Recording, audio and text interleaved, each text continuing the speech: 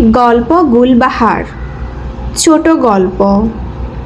Jasmine Begum সোফায় বসে চোখের পানি ফেলছেন। আজ ৩ মাস যাবৎ গুলবাহার খুব বেশি বিগড়িয়ে গেছে। অবাধ্যতা বেড়ে গেছে বহুগুণ। তবুও জেসমিন বেগম অপেক্ষায় আছেন, একদিন তার মেয়ে সব বুঝবে। জেসমিন বেগম বিধবা হন যখন গুলবাহারের ২ বছর। গুলবাহারের দাদা দাদি নেই, চাচা ফুপিও নেই। বাবা মায়ের একমাত্র ছেলে ছিলেন গুলবাহারের বাবা। গুলবাহারও তার বাবা মায়ের একমাত্র মেয়ে, তবে এখন শুধু মায়ের একমাত্র মেয়ে। স্বামী মারা যাওয়ার পর জেসমিন বেগম তার শিক্ষাকে কাজে লাগাতে সিলেট অগ্রগামী স্কুলে শিক্ষকতা শুরু করেন। স্বামী রেখে যাওয়ার বাড়িটাই এখন মা মেয়ের শেষ সম্বল। একটা কাজের মেয়ে রাখেন ছোট গুলবাহারকে দেখে রাখার জন্য। সকাল ৮টা থেকে ২টা পর্যন্ত তিনি স্কুলে থাকেন। বাসায় এসেই গুলবাহারকে গোসল করানো খাওয়ানো সব সম্পূর্ণ করেন। আবার বিকেলে বাসায় কয়টা স্টুডেন্ট আসাতে প্রাইভেট পড়াতো। এইভাবেই হাজার ব্যস্ততা আদর যত্ন করে বড় করেন গুলবাহারকে। আম্মু আম্মু হয়ে গেছো নাকি? বয়রা হয়ে গেছো নাকি? শুনতে পাচ্ছ না ডাকছি যে? জেসমিন বেগম চোখের পানি মুছে দৌড়ে আসেন মেয়ের রুমে। এতক্ষণ কাঁদছিলেন। কথাটি লুকিয়ে তিনি হেসে বলেন, সরি মামুনি, রাগ করো না, একটু চোখ লেগে গিয়েছিল। গুলবাহার কপালে কুঁচকে তাকায়, বিরক্তি নিয়ে বলে, এতটা কেয়ারলেস কেমনে হয় একজন শিক্ষিকা? মেয়ে বন্ধু বান্ধব এসেছে বাসায়, ওদের খেয়াল না রেখে ঘুম আসে কেন মায়ের? মনের ব্যথা লুকিয়ে তিনি হাসিটা দীর্ঘ করে বলেন, আমি তো আসছিলামই, তুমিই তো তাড়িয়ে দিয়েছিলে মামুনি। গুলবাহার মায়ের বকবকানি একদমই নিতে পারবে না। ইচ্ছে হয় অনেকগুলো কথা শুনিয়ে দিতে, কিন্তু রুমে অনেক ফ্রেন্ড আছে। তাই নিজেকে কন্ট্রোল করে বলল, ওদের নাস্তার ব্যবস্থা কি করলা? সুমি রাত ছিল, এতক্ষণে হয়তো রান্না শেষ। জাস্ট ২ মিনিট, আমি নিয়ে আসছি। জেসমিন বেগম বেরিয়ে যান। গুলবাহারের মাথার রগ কাঁপছে রাগে। সুমিকে দিয়ে রান্না সে একদমই পছন্দ করে না। ফ্রেন্ডের দিকে হেসে তাকায় বলে, তোরা আড্ডা দে, আমি আসছি। জেসমিন বেগম রান্নাঘরে আসেন। খ্যাক করে গলা পরিষ্কার করে সুমিকে বলেন, কিরে কতটুকু? জি খালাম্মা, শেষ। দেখিস ১৯-২০ যেন না হয়, মেয়ের বকা শোনাইস না। আপনি মা হইয়া মেয়ের এত ডরান কেন খালাম্মা? জেসমিন বেগম হাসল, বলল, তুই বুঝবি না। রান্নাঘরে গুলবাহারের আগমন। কপাট রাগ নিয়ে মাকে বলল, ব্রেড, পকোড়া, স্যান্ডউইচ কতটা বাজেভাবে সুমি বানায় জানো না তুমি? তবুও ওরে কেন এই দায়িত্ব দিছ? আমি শিখিয়ে দিছি মামুনি, সত্যিই মজা হয়েছে, খেয়ে দেখো। তবুও বাসায় তো থাকো এখন, গ্রীষ্মের বন্ধ স্কুল, নিজে রাঁধলে কি এমন হতো? সুমি ফোড়ন কাটল। খালাম্মার শরীরটা ভালো না আফা, আপনি তো খোঁজ রাখেন না। ডাক্তার কইছে আগুনের কাছে কম থাকতে। গুলবাহার সুমিকে ধমক দেয়। তারপর মার দিকে রেগে একবার তাকিয়ে চলে যায়। সুমি ঠোঁট বাঁকায়।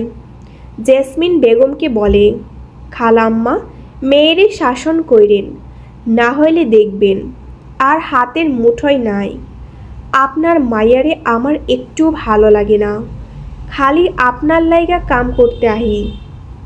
জেসমিন বেগম হেসে বেড পাকোড়া বড় চ্যাপ্টা প্লেটে নিয়ে নেয় আর বলে, এমন করে বলিস না, আমার তো মেয়ে, আমি ছাড়া ওর কে আছে? আর ওরই আমারই বা কে আছে? আপনি কেউ না থাকতে পারে, কিন্তু আপনার মাইয়ার অনেক পোলা বন্ধু আছে, ডাইনির মতো কতগুলো মেয়ে বান্ধবী আছে। চুপ কর, জলদি সব কিছু সাজিয়ে দে, বাচ্চাগুলো অনেকক্ষণ হয়েছে আসছে। গোলবাহার রুমে একটা মিউজিক বক্স আছে, মায়ের আলমারি থেকে টাকা চুরি করে সে কিনেছে। নিশা গুলবাহারকে বলল, গান দে একটা, একটু নাচি সবাই, বোরিং হয়ে যাচ্ছি। গুলবাহার একটু নিবে, মিউজিকের আওয়াজ জেসমিন বেগমকে অসুস্থ করে দেয়।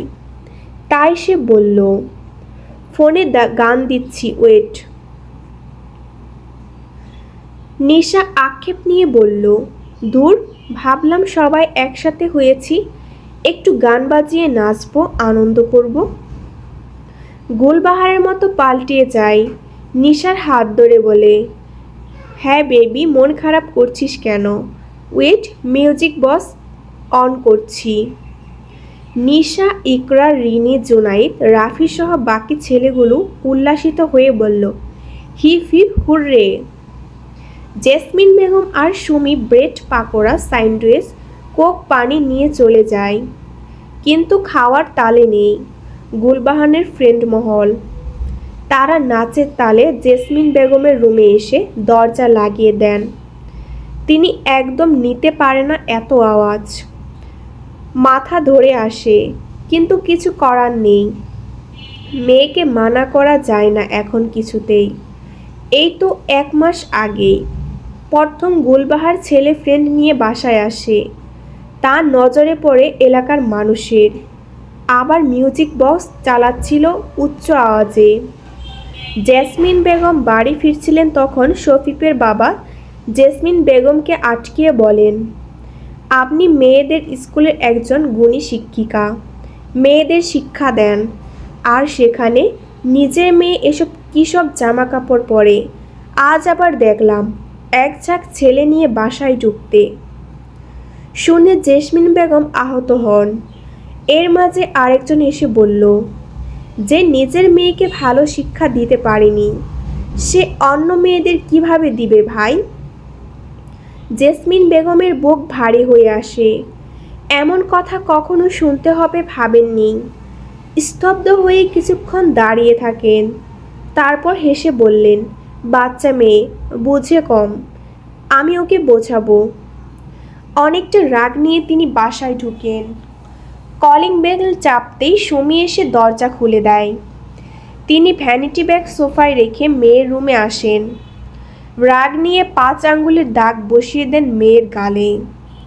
গুলবাহার স্তব্ধ হয়ে যায়। তিনি রাগ নিয়ে বলেন, আমি তোমায় এই শিক্ষা দিয়েছি গুলবাহার, নৈতিকতা শেখোনি তোমায়? এভাবে সমাজের চোখে আমাকে নিচু করে তুমি কি পাচ্ছ? গুলবাহার আহত চোখে তাকিয়ে আছে মায়ের দিকে, চোখ লাল করে এসেছে। রুমের উপস্থিতি সব ফ্রেন্ডরা বেরিয়ে যায়। জেসমিন বেগম চলে আসেন নিজের রুমে।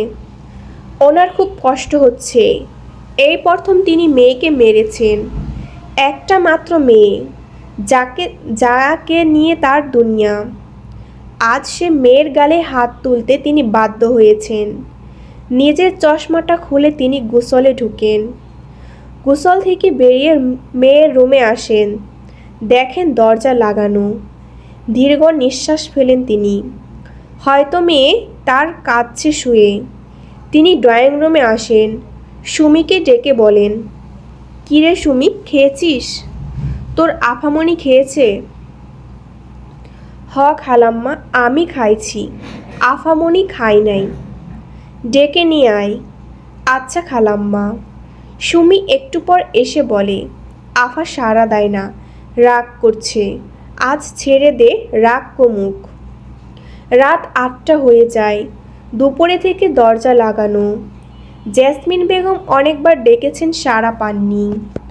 গুলবাহার নিজের ক্ষতি করার মতো মেয়ে নয়। রক্তে সে খুব ভয় পায়। যখন এতক্ষণ হয়ে গেল সাড়া নেই, তখন তিনি ভয় পেয়ে যান। বাইরে থেকে দুজন পুরুষকে ডেকে এনে দরজা ভাঙ্গান। দেখেন হাত রক্তাক্ত গুলবাহারের, পাশে ব্লেড, বিছানার ফ্লোরে পড়ে আছে। আত্মা কেঁপে ওঠে জেসমিন বেগমের। প্রতিবেশী দুজন গুলবাহারকে হাসপাতালে নিয়ে আসে। ডাক্তার বলেন রগে ব্লেড লাগেনি, তাই মেয়েটা বেঁচে আছে, আর ঘুমের ওষুধ খেয়েছে, যার জন্য এতক্ষণ ঘুমিয়েছে। সেদিন জেসমিন বেগমের চেনা জানা দুনিয়াটা অচেনা হয়ে যায়। এত শান্ত ভীতু মেধাবী মেয়েটা এমন কিভাবে হলো, এতটা বিগড়িয়ে কিভাবে গেল? ভার্সিটিতে ভর্তির পর থেকেই মেয়েটার মধ্যে চেঞ্জ এসেছে। আস্তে আস্তে এই পর্যায়ে সঙ্গদোষে লোহা বাসে, কথাটি সত্য প্রমাণ গুলবাহার। দুপুর থেকে রাত 10টা অবধি গুলবাহার বন্ধুবান্ধব বাসায় ছিল। যখন চলে যায়, জেসমিন বেগম হাসি মুখে বিদায় নেন। গুলবাহার গেট অবধি এগিয়ে দিয়ে আসে। নিশা হাত নাড়িয়ে বলে, গুলবাহার বেবি বাই। জুনাইদ নিশার মাথায় গড্ডা মেরে বলে, গুল্লাবাহার না, গুলবাহার হবে। নিশা তাচ্ছিল্য হেসে বলে, গুলবাহার কোনো নাম হলো? এত বড় নাম, বুড়ি মহিলাদের মতো মগা নাম। গুলবাহারের মনটা তৃপ্ত হয়ে যায়। তবুও ঠোঁটে হাসি রেখে বলল, বাই। গুলবাহার বাসায় ঢুকে নিজের ড্রয়িং রুমে মা বসে আছে। ক্লান্ত শরীর সোফায় হেলিয়ে দিয়ে বলল, গুলবাহার নামটা না রাখলেও পারতে আম্মু। কাউকে বলা যায় না এই নাম। শিক্ষিকা হওয়ার সত্ত্বেও এমন নাম কেন রাখলে? জেসমিন বেগম উত্তরে কিছু বলেননি।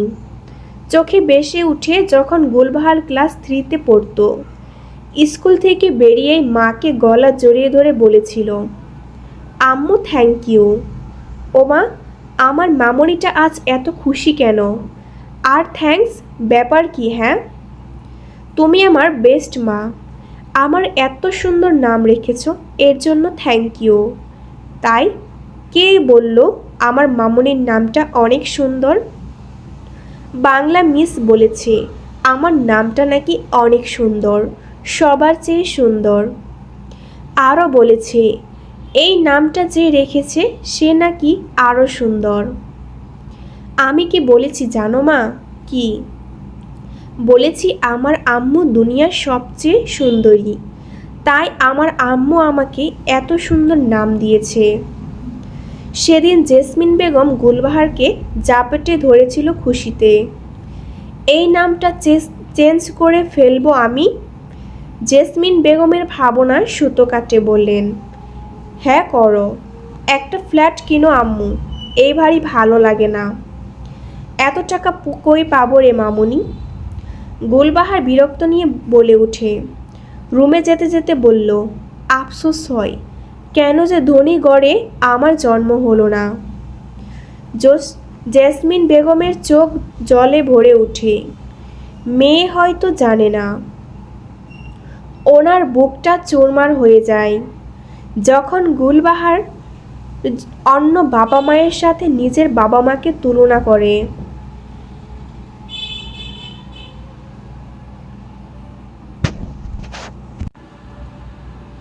পর্ব 2। গুলবাহার ঘুমিয়েছে অনেকক্ষণ। জেসমিন বেগম মেয়ের রুমে আসেন। মেয়ের মুখ পানে তাকিয়ে ভাবেন, দেখতে সেই আগের মতোই কতটা মায়াবী। মনটা এমন তেতো হলো কেন রে মামুনি? বোঝো না তুমি ছাড়া আমার কেউ নেই? কাঁথা বুক অবধি টেনে দিয়ে আসার সময় মেয়ের কপালে চুমু এঁকে দেন। জেসমিন বেগম রুমে এসে দরজাটা বন্ধ করে আলমারি থেকে মেয়ের ছোটবেলার জামা কাপড়গুলা নিয়ে কাঁদেন। আহা, কতই না পাগল ছিল আমার গুলবাহার মায়ের জন্য। মাকে ছাড়া কিচ্ছুই বুঝতেন না। একদিন জেসমিন বেগম অভিমান করে বলেছিলেন, গুলবাহার না পড়লে তিনি চলে যাবেন আল্লাহর কাছে। তাই গুলবাহার কি কান্নাটাই না করেছে, সারাদিন পড়েছে। তিনি খুব মিস করেন সেই দিনগুলো, আফসোস করেন যদি ফেরা যেত সেই সুন্দর দিনগুলোতে। জেসমিন বেগমের শরীরটা ভালো না, হার্টে প্রবলেম, ডায়াবেটিস, কিন্তু ওষুধ এনে খান না। খাবেই বা কী করে? শিক্ষকতা করে কি আর অঢেলা টাকা পাওয়া যায়? মেয়েকে প্রতিদিন টাকা দিতে হয়, কম টাকা দিয়ে হয় না, অনেক দিতে হয়। পার্টিতে যাবে জামা দরকার, বিয়েতে যাবে জামা দরকার, বন্ধু বান্ধবী ট্রিট দিবে টাকা দরকার। কিন্তু ইদানিং টাকার অঙ্কটা বেড়ে গেছে। তিনি ভেতরে ভেতরে ভয় পান, মেয়ে তার নেশায় আসক্ত হচ্ছেন না তো? আবার টাকা না দিলেও মেয়ের ব্ল্যাকমেল হাজারটা, নিজের ক্ষতি করার ভয় দেখায়। আদর শাসন কিছুই কাজ করে না। ছুটি শেষে আর 2 দিন আছে, তারপর স্কুলে নিয়ে ব্যস্ত হয়ে পড়বেন জেসমিন বেগম। বড্ড ইচ্ছে হচ্ছে মেয়েকে নিয়ে ঘোরার। সাহস করে মেয়ের রুমে আসেন। গুলবাহার ফোনের সামনে বসে কথা বলছিল, সম্ভবত লাইভে এসেছে ফেসবুকে। এই মুহূর্তে ডাকাডাকি করলে রেগে কি করে বসে, তাই আর ডাকেননি। রুমে এসে বসেন, টিভি ছাড়েন। কিন্তু ভালো লাগে না টিভি। অসুস্থতা বাড়ছে দিন দিন, ওষুধ না খাওয়ার কুফল। বুকটা মাঝে মাঝে ব্যথা করে, ডায়াবেটিসও বেড়েছে বোধহয়। এমন অবস্থায় একজন সঙ্গী দরকার, কিন্তু কে হবে সঙ্গী? মেয়ে ছাড়া তো আর কেউই নেই। সুমিকে ডাকেন। সুমি? 2 মিনিটের মাথায় সুমি আছে। জি খালাম্মা। তুই বিয়ে করেছিস কবে? সুমি হচকচিয়ে তাকাই বলল, এজন্য ডেকেছেন? জেসমিন বেগম হাসল। আশার শুয়ে হয়ে বসেন, তারপর বলেন, আয় একটু গল্প করি। থালা বাসনগুলো ওসব পরে করিস, এখন আয়, বস এখানটায়। সুমি বিছানায় জেসমিনের পাশে বসে। জেসমিন হেসে বলল, বয়স কত হলো? ওই তো 17 বছর। জেসমিন বেগম জোরে হাসে বলে উঠল, 2 বছর আগে যখন আমার বাড়িতে প্রথম আসলি তখনও বলেছিলি 17। তোর কি বড় হতে ইচ্ছে হয় না? না খালাম্মা, আমার 17ই বয়স। জেসমিন বেগম আর কথা বাড়াননি, শুধু হাসেন। গুলবাহার বের হচ্ছিল, জেসমিন বেগমকে ডাকেন। গুলবাহার? গুলবাহার বিরক্তিত হয়, কিন্তু প্রকাশ করেননি। দাঁড়ায় দরজার সামনে। জেসমিন বেগম উঠে এসে অনুরোধ গলায় বলল, কই যাচ্ছ মামুনি? আমার সাথে আজ একটু ঘুরবে? যা খেতে চাইবে দেব। কিঞ্চিত বুড়ো কুচকিয়ে মায়ের দিকে তাকায় গুলবাহার, আর্তনাদ করে বলে, কি বলছো? তোমার সাথে আমার ঘোরার বয়স? এখন বন্ধু বান্ধবদের সাথে ঘুরবো। আর কই যাচ্ছি সেটা বলা যাবে না, ব্যক্তিগত অনেক ব্যাপার আছে। জেসমিনের উত্তরের আশায় না থাকায় গুলবাহার বেরিয়ে যায়। টুনি রাগ নিয়ে বলে, আপনি ভালো মানুষ, আমার আম্মা হইলে জুতা দিয়ে বাইরাইতো। জেসমিন বেগম বাথরুমের দিকে যেতে যেতে বলেন, কখনো মারিনি মেয়েটাকে, 1-2 বার মারছি, দেখোস নাই কি হয়েছে। থাক না ওর মতো, একদিন ঠিক বুঝবে। স্কুল খোলা হয়েছে 2 দিন। জেসমিন বেগম স্কুলে যান না। স্কুলের প্রধান আবু হানিফ স্যারের কল আসে। জেসমিন বেগম রিসিভ করেন। আসসালামু আলাইকুম। ওয়ালাইকুম আসসালাম ম্যাডাম, আপনি স্কুলে আসতেছেন না কেন? জি শরীরটা ভালো না। কবে নাগাদ আসতে পারবেন? আগামীকাল দেখি আসব। আচ্ছা ম্যাডাম, আপনার সাথে একটা কথা ছিল। জি বলুন। আমার বোনের ছেলের জন্য মেয়ে খুঁজছে। আপনি আর আপনার মেয়েকে তো আমি চিনি। আপনি যেমন বুদ্ধিমতী, আপনার মেয়েও। 2 বছর আপনার মেয়েকে দেখিনি, কিন্তু এর আগে তো দেখেছি। যথেষ্ট সুন্দরী। আপনার মেয়ের জন্য আমার বোনের ছেলে উপযুক্ত মনে হলো। আমার ভাগ্নে কিন্তু কর্মকর্ত। জেসমিন বেগম অপ্রস্তুত হয়ে পড়েন। মেয়ের বিয়ের কথা ভাবেননি, কিন্তু এখন ভাবতে হচ্ছে। মেয়ে যেভাবে বিগড়িয়ে যাচ্ছে, যদি স্বামী সংসার পেয়ে ঠিক হয়। তিনি উৎসাহ নিয়ে জিজ্ঞাসা করলেন, ছেলের ফ্যামিলি মেম্বার কয়জন? মা আর ছেলে। ছেলের বোনের বিয়ে হয়ে গেছে, তাই তো বলেছি আপনাকে। জেসমিন বেগম খুশি হন, বলেন, ছেলে কি করে? অস্ট্রেলিয়া থেকে পড়া শেষ করে দেশে জব করছে আপাতত। 6 মাস পর চলে যাবে। জেসমিন বেগমের মুখটা খুশিতে ভরে ওঠে। আচ্ছা, আপনি আমাকে কাল ছবি দেখায়েন। আচ্ছা ম্যাডাম, আজ রাখি। জি, আল্লাহ হাফেজ। এরপর ছেলের ছবি দেখান জেসমিন বেগম। জেসমিন বেগম খুব পছন্দ হয়। নাফ ইফতেখর ফুয়াদ ছবিটা নিয়ে আসেন মেয়েকে দেখাতে। দিনটি শুক্রবার। শরীর মাঝে মাঝে কেঁপে কেঁপে উঠছে জেসমিন বেগমের। টুনি আসেনি। কল করে জানিয়েছে আজ আসবে না। অসুস্থ নাকি খুব। জেসমিন বেগম মাথা ধরা দিয়ে মেয়ের জন্য নুডলস পরিবেশন করে। আম্মু, পেটের ক্ষুধায় মরে যাচ্ছি, আমার নাস্তা কই? জেসমিন বেগম রান্নাঘর থেকে উত্তর দেন, আসছি মামুনি। গুলবাহারের সামনে নুডলসের বাটি রাখেন তিনি। গুলবাহার ফোনে মগ্ন। জেসমিন বেগম বলল, অনেকক্ষণ হয়েছে উঠেছ, খেয়ে নাও। গুলবাহার ফোন থেকে চোখ না সরিয়ে বলে, আচ্ছা যাও এখন। জেসমিন বেগম সাবধানে বলেন, মামুনি, একটা কথা বলি। গুলবাহার ফোনে কিছু একটা করছে, মায়ের কথায় বিঘ্ন ঘটাচ্ছে। কপট রাগ নিয়ে তাকায়, বলে, কি কথা? জেসমিন বেগম মায়ের 2 হাত ধরে অনুরোধ নিয়ে বলেন, মামুনি, তোমার কাছে আর কখনো কিচ্ছু চাইবো না। একটা জিনিস চাই, প্লিজ আম্মু ফিরিয়ে দিও না। গুলবাহার হচকুচিয়ে বলল, কি? একটা ছেলে দেখেছি তোমার জন্য, খুব ভালো ছেলে, খোঁজ নিয়েছি, দেখতেও সুন্দর।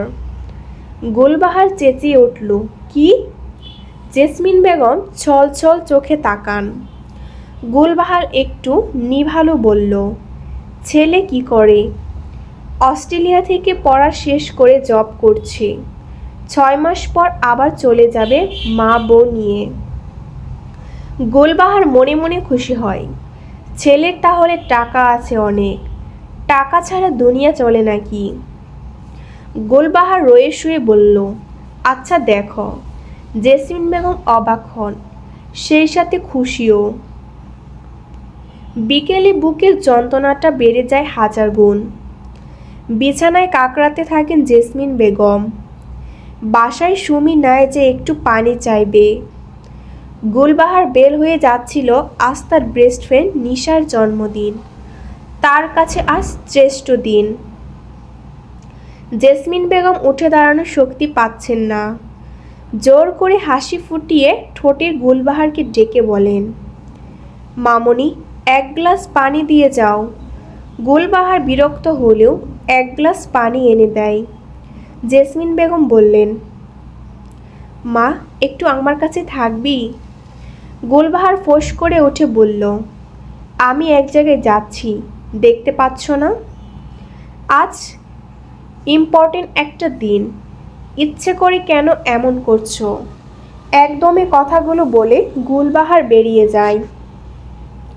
জেসমিন বেগম চোখের জল লুকিয়ে হাসেন, বলেন, আল্লাহ, মেয়েটাকে হেদায়েত করো, সঠিক পথ দেখায়ও। তারপর ধীরে ধীরে উঠে বসে পানি খায়। ফোনটা হাতে নিয়ে হানিফ স্যারকে কল করলেন। হ্যালো, আসসালামু আলাইকুম স্যার। একটা কথা ছিল। জি বলুন। আগামী বুধবার ছেলেকে নিয়ে আমার বাসায় আসবেন। আলহামদুলিল্লাহ, আমি জানাচ্ছি ওদের। ধন্যবাদ। শুয়ে থাকতে ভালো লাগছে না। জেসমিন বেগম বেরিয়ে আসেন বাহিরে। ছাদে অনেকক্ষণ হাঁটাহাঁটি করেন। অস্থির লাগছে খুব। পাশের ছাদে একটা বৃদ্ধা বসেছিলেন। জেসমিন বেগম কথা বলার জন্য ডাকেন। চাচি কেমন আছেন? বৃদ্ধা রোদ পোহাচ্ছিলেন। কারোর ডাক শুনে চোখের চশমাটা ঠিক করে তাকান। জেসমিন বেগমকে দেখে বলেন, জেসমিন না? জি চাচি। অনেকক্ষণ কথা হয় দুজনের মাঝে। কথার মাঝে জেসমিন বেগমের মাথাটা ঘুরিয়ে ওঠে। তিনি ছাদের মেঝেতেই বসে পড়েন। কয়েক সেকেন্ডের মধ্যে আচমকা লুটিয়ে পড়েন। বৃদ্ধা আঁতকে উঠে গলা যতটুকু জোর আছে সবটুকু দিয়ে ছেলেকে ডাকেন। এরপর দিন দুপুর 2টা অবধি জেসমিন বেগমের লাশ নিয়ে গুলবাহারের জন্য অপেক্ষা করছে প্রতিবেশীরা। কিন্তু গুলবাহারের আসার নাম নেই। বাধ্য হয়ে জেসমিন বেগমকে দাফন করা হয়। গুলবাহার নিশার বার্থডে উপলক্ষে আনন্দ ফুর্তির জন্য ফ্রেন্ডের সাথে অতিরিক্ত মাদক সেবন করেছে। রাত থেকে নিশার বাসায় মরার মতো ঘুমাচ্ছে সে। অন্তিম পর্ব। বিকালের দিকে গুলবাহার বাসায় আসে। আসার পথে ভেবেছিল মা কি বলবে। একটা রাত সে বাহিরে ছিল। বাসার বাহিরে থেকে আতর গোলাপ পজলের ঘ্রাণ পায় সে। উৎসুক হয়ে বাসায় ঢুকে দরজা খোলে। গুলবাহার দুটো ঢুকে। ড্রয়িং রুমের ফ্লোরে সুমি মাথায় হাত দিয়ে বসে আছে। অস্পষ্টভাবে গুলবাহার ডাকে, সুমি। সুমি তাকায়। গুলবাহারকে দেখে উঠে দাঁড়ায়। গুলবাহারকে আচমকা জড়িয়ে ধরিয়ে ফুপিয়ে কেঁদে উঠল। গুলবাহার হতবাক, সেই সাথে বুক চিনচিন ব্যথা। সুমিকে সরিয়ে মায়ের রুমে আসে, দেখে নাই। গুলবাহারকে মাথা ঘুরিয়ে উঠে সুমিকে ডাকে, এই সুমি, আম্মু কই? সুমি দৌড়ে আসে। সে কিছু বলতে পারছে না। গুলবাহার খিস স্বরে বলে, স্কুলে কাজে আটকে গেছে না খালাম্মা আর নাই আফামনি। গতকাল বিকালে চইলা গেছে আকাশে। গুলবাহারের শরীরটা ঝাঁকি দিয়ে ওঠে। দপ করে ফ্লোরে বসে পড়ে। সুমির কান্নার বেগ বেড়েই চলেছে। সেদিন রাতভর ঘুমায়নি গুলবাহার। ফোনে মন নেই, গান শোনারও মন নেই। ফ্রেন্ডেরও কলও রিসিভ করে না। মায়ের রুমের ফ্লোরে শুয়ে আছে বিকেল থেকে। সন্ধ্যায় একবার পাথরের মতো অনুভূতিহীন ভাবে কবরটা দেখে আসে মায়ের। ভাবে বিগত দিনগুলো, ব্যবহার করা কথাগুলো সে কেমন করেছে। তার মা তো অন্য মায়েদের মতো ছিল না, বেস্ট ফ্রেন্ডের মতো ছিল। তবুও কেন সে ফ্রেন্ডের আশায় মাকে দূরে রেখেছিল? এতই যখন অবহেলা করেছিল, তাহলে এমন তীব্র কষ্ট কেন হচ্ছে? ফজরের দিকে চোখটা লাগে। নিশা, জুনায়েদ সহ বাকি ফ্রেন্ডরা আসে 10টার দিকে। গুলবাহারকে তারা সারা রাত কল করলো, ধরলো না। কি হয়েছে দেখার জন্য আসে। সুমি দরজা খুলে দেয়। নিশাকে দেখিয়ে দেয় জেসমিন বেগমের রুম। ওরা এসে দেখে গুটিসুটি মেরে ফ্লোরে ঘুমাচ্ছে গুলবাহার। চেহারার বিধ্বস্ত অবস্থা। হচকচিয়ে একজন আরেকজনের দিকে তাকায়। সুমিকে জুনায়েদ জিজ্ঞাসা করে, কি হয়েছে? খালাম্মা মারা গেছে শুক্রবার বিকেলে। আফামনি শেষবারের মতো খালাম্মার মুখটাও দেখতে পারে নাই। দলটা হঠাৎ স্তব্ধ হয়ে যায়। জুনায়েদ বিড়বিড় করে বলে, ও মাই গড। নিশা গুলবাহারকে ডাকে। গুলবাহার চোখ খুলে নিশাকে দেখে আচমকা রেগে যায়। ধাক্কা দিয়ে দূরে ফেলে দেয়। ঘটনায় সবাই হতবাক। গুলবাহার কেঁদে উঠে বলে, তোরা আমার জীবনের অভিশাপ, তোদের সঙ্গ পেয়ে আমার আজ এই দশা। আমার মা মইরা গেছে, বুঝতাছস? আমার জীবনটা থেমে গেছে মনে হইতাছে। তোদের সময় দিতে গিয়ে, খুশি করতে গিয়ে আমার মায়েরই কষ্ট দিচ্ছি। বিশেষ করে নিশা, তুই, তোর কথায় সর্বপ্রথম আমি মায়ের সাথে তর্ক করেছি। বের হ সবাই, কেউ আসবি না আমার কাছে। আম্মু অনেকবার বলেছে নিশার সাথে মিশিস না, তবুও মিশেছি একটা ড্রাগস আসক্ত মেয়ের সাথে। নিশা কথা কয়টা শোনাতে গিয়েও চুপ হয়ে যায়, বেরিয়ে যায়। ধীরে ধীরে সবাই বেরিয়ে যায়। গুলবাহার কাঁদতে কাঁদতে ফ্লোরে বসে। অতিরিক্ত কান্নার কুফল রাতে জ্বর উঠে অনেক গুলবাহারের। সুমি ঘুমিয়েছে অনেকক্ষণ। শরীরটা এত অশান্তি লাগছে, মাথার রগ ব্যথায় দটপট করছে, শরীর কাঁপছে, কিন্তু পাশে কেউ নেই। অথচ আগে সারা রাত জেগে মা নামক মানুষটা জলপট্টি দিত, মাথায় হাত বুলিয়ে বলতো, কি খাবি মা? অশান্তি লাগতাছে বেশি, একটু ঘুমাও মামুনি। মায়ের হাতের স্পর্শ পেতে খুব ইচ্ছে করছে, কিন্তু মা তো চলে গেছে হাতের নাগালের বাইরে। শরীরের অশান্তি বেড়েই চলেছে। কাপা হাতে ফোন নিয়ে নিশাকে কল করে। এক এক করে সবাইকে করলো, কিন্তু কেউ আসতে পারবে না। নিশা তো চূড়ান্ত অপমান করে দিয়ে বলেছে সে আর গুলবাহারের মুখ দেখতে চায় না। হাজার কষ্টেও গুলবাহার হাসে। যাদের জন্য মাকে মূল্যায়ন করেনি, আজ তাদের কি রূপ। মা তো মাই হয়, মায়ের জায়গা সবার উপরে। মাকে খুশি করতে পারলেই চারপাশ বেহেশত। অথচ আমরা। গুলবাহার ধীরে ধীরে উঠে বসে। লাবণ্যময় মুখ 2 দিনের মায়ের অভাবে চুপসে গেছে। গুলবাহার জেসমিন বেগমের রুমে আসে। জেসমিন বেগমের একটা শাড়ি বুকে জড়িয়ে কেঁদে ওঠে। সুমি জাগে। গুলবাহারের খুব মা পাচ্ছে, বড্ড একা লাগছে। মনে হচ্ছে পুরো দুনিয়ায় সে একা। কোনো এক গভীর জঙ্গলে সে একা, বড্ড একা। দরজা খুলে বেরিয়ে আসে। গভীর রাতে অন্ধকারে মেয়ে ভয় পায়। সে অন্ধকারে হেঁটে মায়ের কবরে যাচ্ছে। কতটা একা হলে মানুষ এমন করে। গুলবাহার দাঁড়িয়ে আছে মায়ের কবরের সামনে।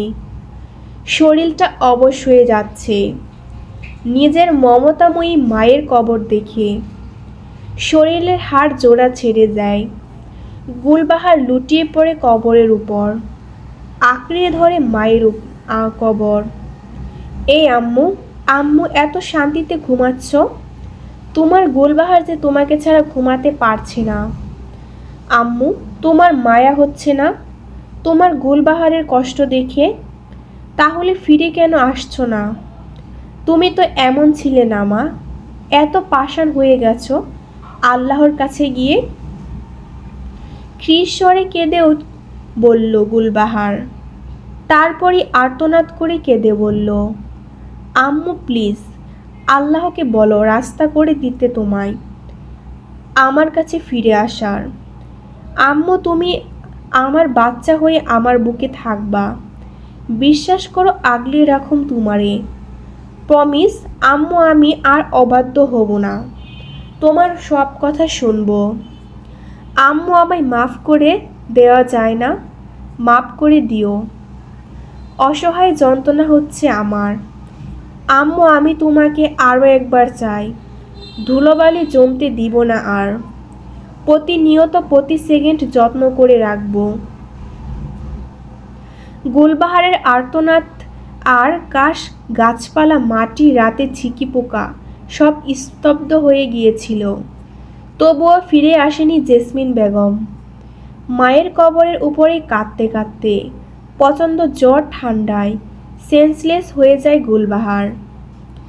চোখ খুলে দেখে নিজের রুমে সে। সুমি বলে সে পিছু পিছু গিয়েছিল।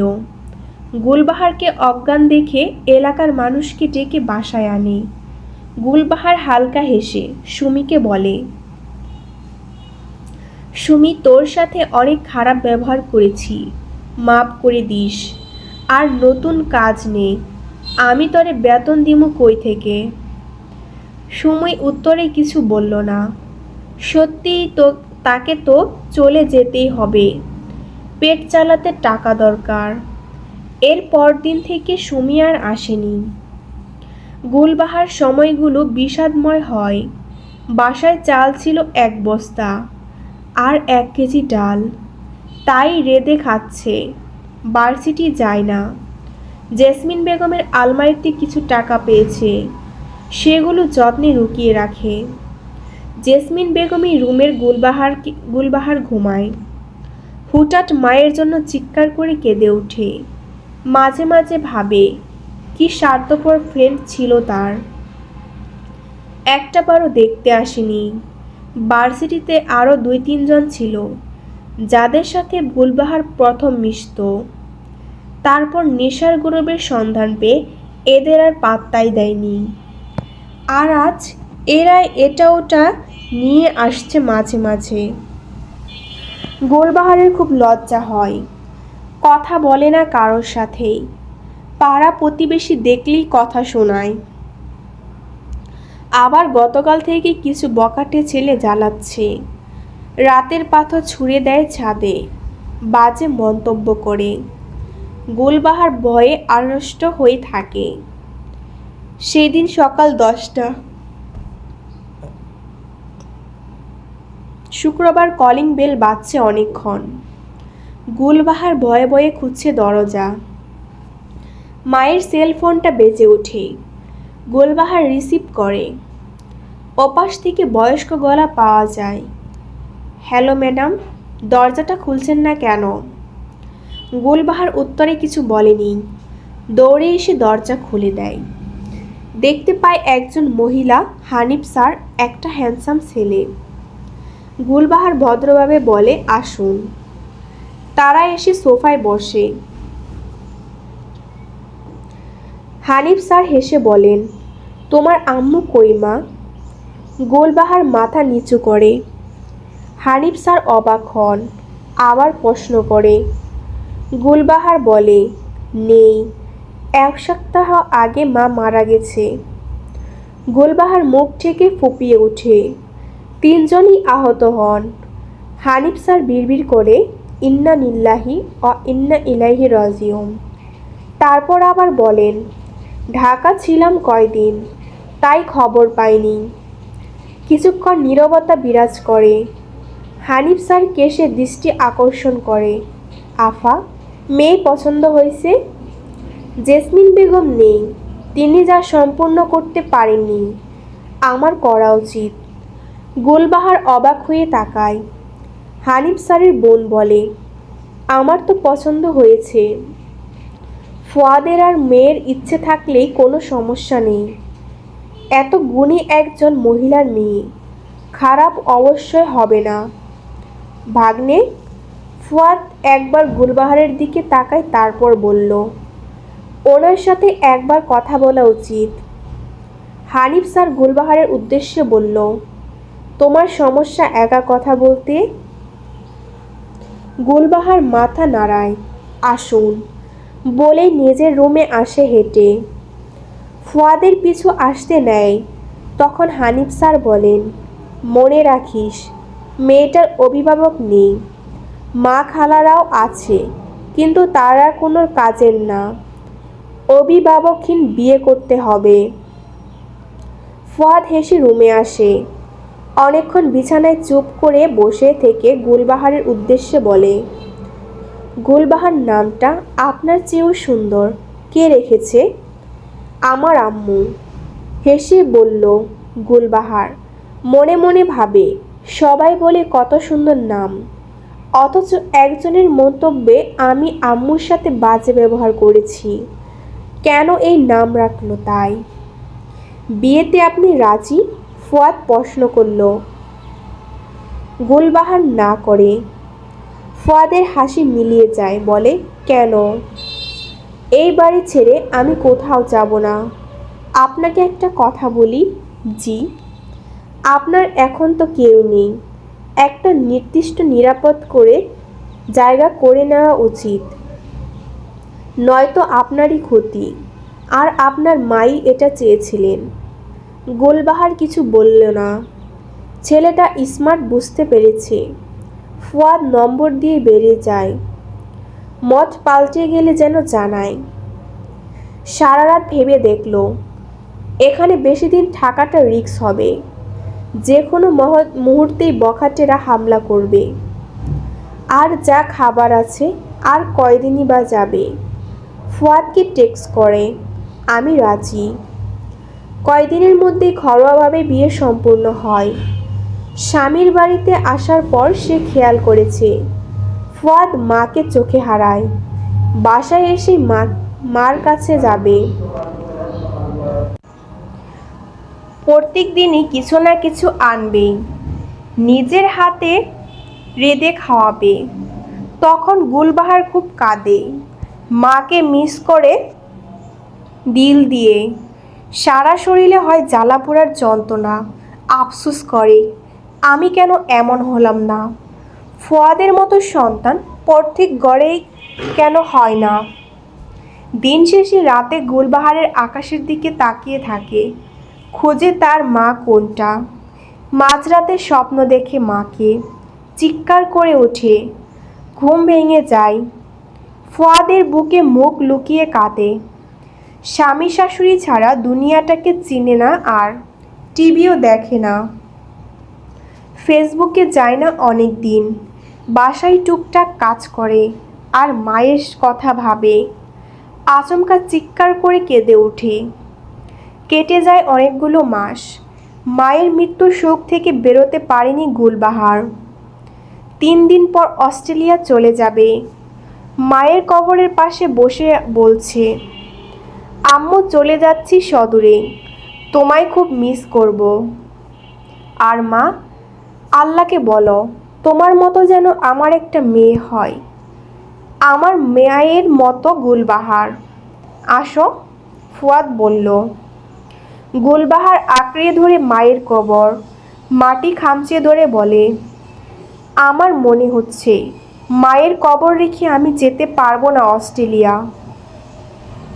আমাদের ভিসা পাসপোর্ট সব রেডি, যেতে হবে। গুলবাহার ফুয়াদের দুপা কেঁদে উঠে, প্লিজ, আম্মুর কবরটা রেখে যেতে পারবো না। আমরা একসাথেই থাকি বাংলাদেশে। তোমার তো ভালোই জব আছে। সমাপ্ত। গল্পটি যদি ভালো লাগে অবশ্যই আমার চ্যানেলটি লাইক এবং সাবস্ক্রাইব করে দিয়ে পাশেই থাকবেন। আর নেক্সট পর্বে আপনারা কি গল্পটি চান সবাই কমেন্ট করে জানাবেন।